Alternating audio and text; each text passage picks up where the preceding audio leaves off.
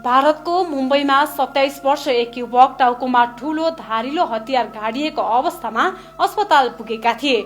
मे 4, 2026 तिर सार्वजनिक भएको एउटा भिडियोमा ती युवक आफ्नो टाउको देब्रे भागमा हसिया गाडिएको अवस्थामा मुम्बईको साइन अस्पतालमा आफै हिँडेर पुगेको देखिन्छ। आश्चर्यको कुरा त के छ भने टाउकोमा लगभग 4 सेन्टिमिटर गहिरो हतियार गाडिदा पनि उनी पूर्ण रूपमा सचेत थिए र अस्पतालमा पालो पर्खिरहँदा सामान्य रूपमा आफ्नो मोबाइल फोन चलाइरहेका थिए। प्रहरीका अनुसार यो घटना मे 1 को राति करिब 10:30 बजे मानखुर्द क्षेत्रमा भएको हो। पुरानो रिसिभीका कारण 3 जना नाबालिग सहितको समूहले उनीमाथि घातक आक्रमण गरेको थियो।